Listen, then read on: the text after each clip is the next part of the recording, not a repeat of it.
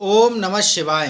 नमस्कार दोस्तों, स्वागत है आप सभी का हमारे चैनल भक्ति ज्ञान में। दोस्तों, आज मैं आपको शिव महापुराण की कथा सुना रहा हूँ। आप सभी भक्तजन इस कथा को श्रद्धा पूर्वक मन लगाकर सुने।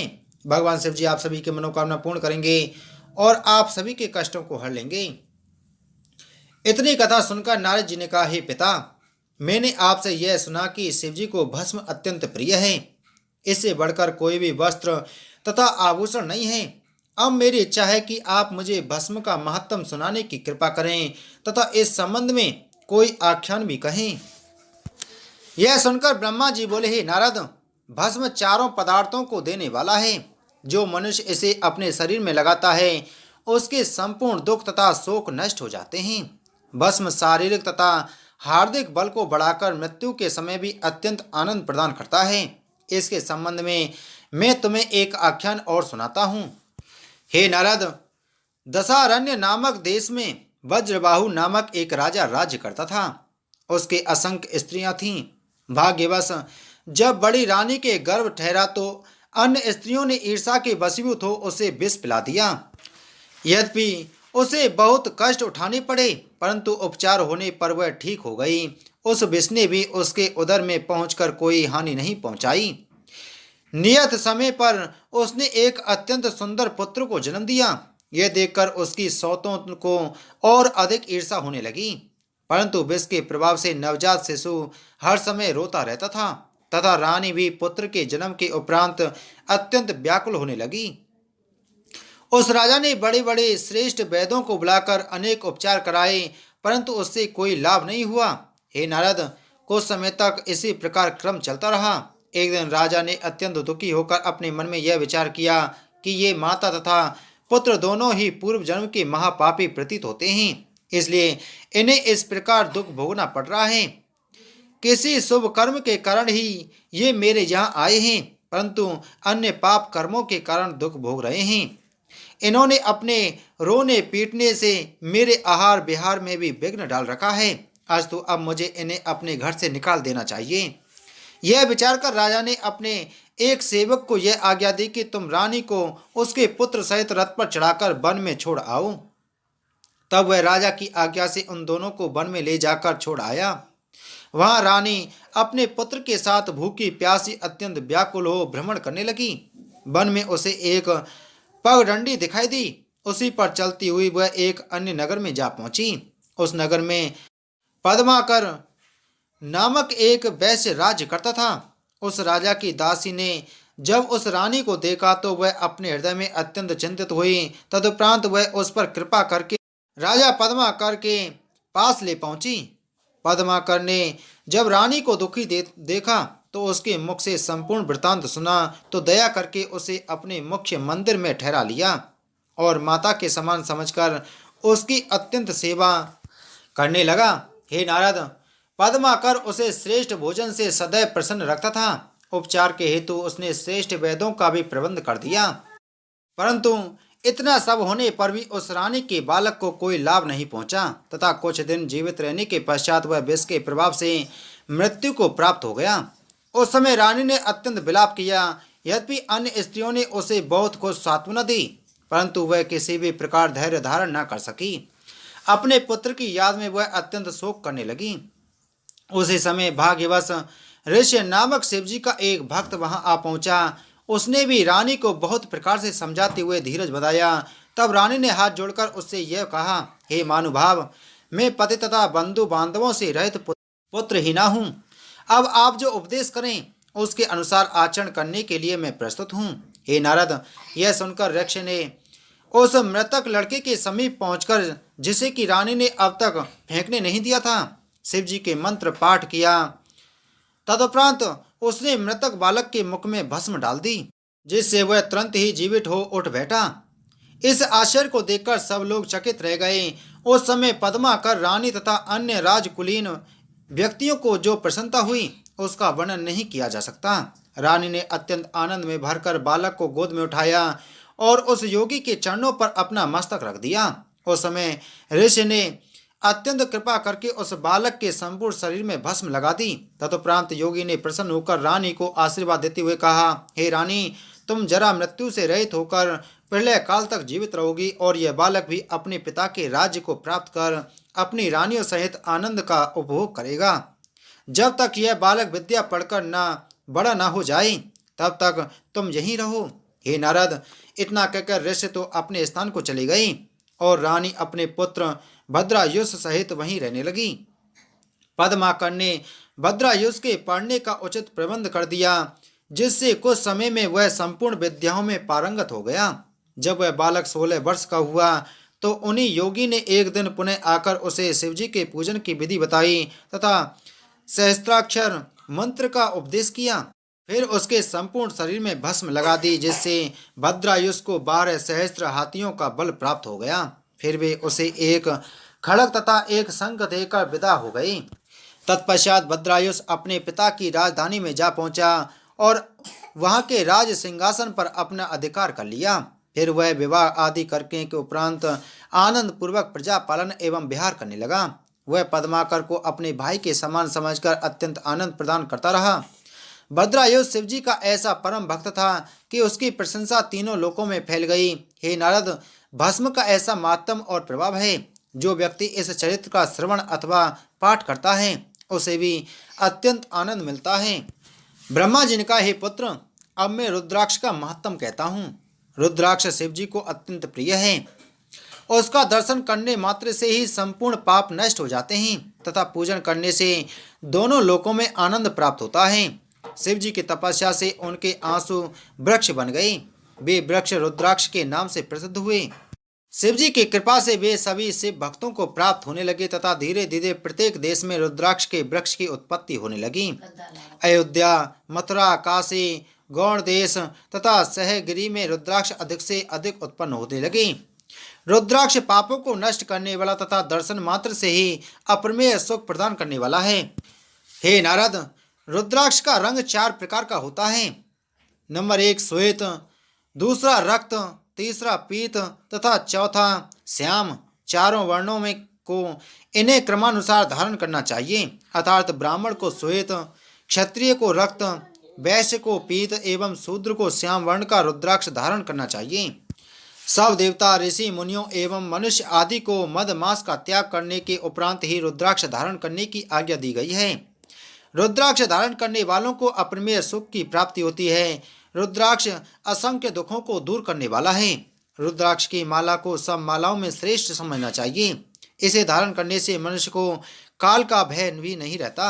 हे नारद, रुद्राक्ष सभी देवताओं को अत्यंत प्रिय है। विशेषकर 5 देवता इससे अधिक स्नेह करते हैं। शिव जी इसको सबसे अधिक प्रिय मानते हैं।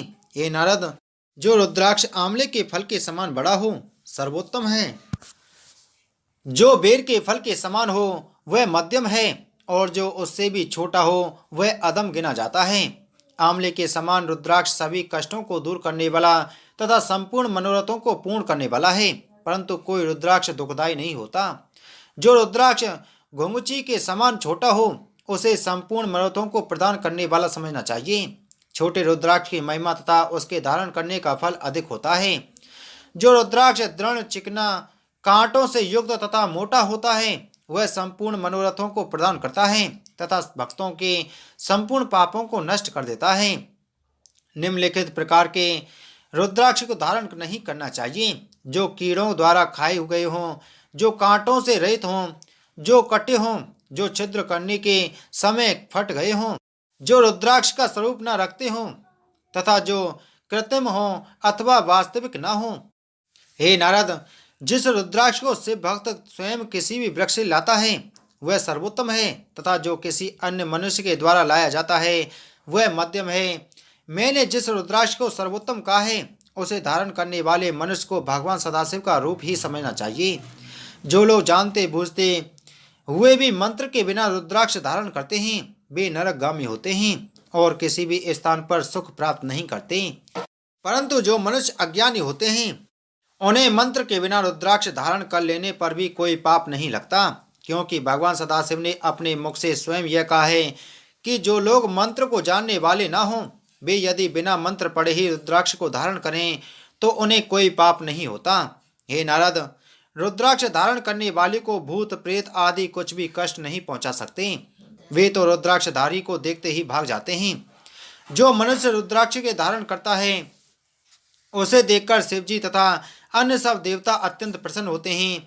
यदि कोई मनुष्य अज्ञानी, दुराचारी अथवा कुकर्मी भी हो, परंतु रुद्राक्ष को प्रेम पूर्वक धारण करता हो, तो वह समस्त पापों से छूटकर परम पद को प्राप्त होता है। जो मनुष्य रुद्राक्ष की माला पहनकर हाथ पर मंत्र को जपता है उसे 10 गुना अधिक फल मिलता है। जो मनुष्य रुद्राक्ष को अपने शरीर पर धारण करता है उसे ना तो अकाल मृत्यु का भय रहता है और ना कोई कष्ट ही प्राप्त हो पाता है। हे नारद, रुद्राक्ष को सभी वर्ण तथा सभी आश्रमों के मनुष्यों को धारण करना चाहिए। शूद्र को भी रुद्राक्ष धारण करने का अधिकार है। रुद्राक्ष धारण करने के हेतु श्रद्धा एवं विश्वास को भी आवश्यक कहा गया है। जो मनुष्य दिन के समय रुद्राक्ष धारण करता है उसकी पिछली रात्रि के संपूर्ण पाप नष्ट हो जाते हैं, और जो रात्रि में रुद्राक्ष धारण करता है उसके दिन के सभी पाप नष्ट हो जाते हैं। अतः उचित तो यह है कि रुद्राक्ष हर समय धारण किए रहना चाहिए। जो लोग भस्म का त्रिपुंड लगाते हैं, रुद्राक्ष धारण करते हैं तथा जटा रखते हैं, वे नरकगामी नहीं होते और संसार में उन्हें कुछ भी पाप नहीं लगता। जिनके ललाट पर त्रिपुंड, मस्तक पर रुद्राक्ष और मुख में पंचाक्षर मंत्र है, वे सभी लोगों से पूजित होने के योग्य हैं। हे नारद, रुद्राक्ष अनेक प्रकार के होते हैं, उनका मैं विस्तार पूर्वक वर्णन करता हूँ। एक मुखी रुद्राक्ष भगवान सदाशिव का स्वरूप है। उसके दर्शन मात्र से ही ब्रह्महत्या आदि पाप नष्ट हो जाते हैं तथा मुक्ति भुक्ति की प्राप्ति होती है। जिसने ऐसे रुद्राक्ष को पा लिया उसे परम सौभाग्यशाली समझना चाहिए। ऐसे रुद्राक्ष को धारण करने वाला मनुष्य हर समय पवित्र तथा पापों से रहित रहता है। 2 मुखी रुद्राक्ष धारण करने से गौवध का पाप नष्ट हो जाता है। उसको धारण करने वालों के सभी मनोरथ पूरे होते हैं और उसके घर में सुख की सभी सामग्रियां उपस्थित रहती हैं। 3 मुखी रुद्राक्ष को धारण करने से धन तथा आयु की वृद्धि होती है एवं स्त्री हत्या का पाप नष्ट हो जाता है। उसे धारण करने वाले को तीसरे दिन आने वाला ज्वर कभी नहीं सताता। हे नारद, चतुर्मुखी रुद्राक्ष मेरा स्वरूप है। ऐसे रुद्राक्ष का दर्शन एवं स्पर्श करने से चारों पदार्थ सदैव प्राप्त होते रहते हैं। पंचमुखी रुद्राक्ष को शिवजी का स्वरूप समझना चाहिए। उसे धारण करने से भुक्ति मुक्ति की प्राप्ति होती है तथा भक्ष्याभय के दोष एवं पर स्त्री गमन आदि के पाप नष्ट होते हैं। जो लोग पंचमुखी रुद्राक्ष को धारण करते हैं उन्हें कोई दुख नहीं रहता। षडमुखी रुद्राक्ष को स्कंद के समान समझना चाहिए। वह ब्रह्म हत्या आदि पापों को नष्ट कर संपूर्ण सुखों को प्रदान करने वाला है और सदैव दाहिनी भुजा में धारण करने योग्य है। सप्तमुखी रुद्राक्ष को महासेन तथा आनंद कहकर पुकारते हैं। उसे धारण करने पर दरिद्र भी राज्य पद को प्राप्त होता है और उसके संपूर्ण पाप नष्ट हो जाते हैं। अष्टमुखी रुद्राक्ष को बटुक भैरव का रूप समझना चाहिए। उसे धारण करने से आयु की वृद्धि होती है तथा शिवजी की कृपा से अंत में मोक्ष प्राप्त करता है। नवमुखी रुद्राक्ष को दुर्गा का स्वरूप समझना चाहिए। वह दाएं हाथ में धारण करने योग्य है। उसे धारण करने वाला मनुष्य मेरे समान सबका स्वामी होकर पापों से रहित हो जाता है। हे नारद, 10 मुखी रुद्राक्ष को विष्णु जी का स्वरूप समझकर धारण करना चाहिए। वह युद्ध क्षेत्र में विजय प्राप्त करने वाला तथा संपूर्ण कार्यों को सिद्ध करने वाला है। 11 मुखी रुद्राक्ष को रुद्र का स्वरूप समझकर धारण करना चाहिए। वह सर्वत्र विजय प्राप्त कराने वाला है। 12 मुखी रुद्राक्ष सूर्य का स्वरूप है। उसे शिखा में धारण करने से संपूर्ण रोग नष्ट हो जाते हैं तथा दोनों लोकों में सुख प्राप्त होता है। 13 रुद्राक्ष को विश्व देवता का स्वरूप कहा गया है। उसे धारण करने से समस्त मनोकामनाएं पूर्ण होती हैं। 14 रुद्राक्ष को ललाट पर बांधने से कभी कोई कष्ट नहीं होता तथा संपूर्ण पाप अति शीघ्र नष्ट हो जाते हैं। हे नारद, मनुष्य को उचित है कि वह इन सब प्रकार के रुद्राक्षों की माला बनाकर प्रेम पूर्वक धारण करे। 100 दानों की माला मोक्ष प्रदान करने वाली होती है। 140 दानों की माला आरोग्य एवं बल प्रदान करती है। 32 दानों की माला धन देती है। 108 दानों की माला संपूर्ण कार्यों को सिद्ध करने वाली है। हे नारद, पुत्र जीवा वृक्ष की काठ की माला पुत्र देने वाली होती है। मणिमाला धन की वृद्धि करती है। मोतियों की माला सौभाग्य प्रदान करती है। कुश माला पापों को नष्ट करती है। सोने तथा चांदी के दानों की माला सभी मनोरथों को पूरा करती है। स्फटिक की माला श्रेष्ठ गति को देती है। कमल की माला आरोग्य तथा धैर्य प्रदान करती है, परंतु रुद्राक्ष की माला धर्म, अर्थ, काम तथा मोक्ष इन चारों फलों को देने वाली है। अस्तु रुद्राक्ष के समान अन्य कोई माला नहीं है। हे नारद, मैंने तुम्हें संक्षेप में रुद्राक्ष का यह मातम सुनाया है। अब तुम और क्या सुनना चाहते हो? बोलो शिव महाप्राण की जय। बोलो शिव शंकर भगवान की जय।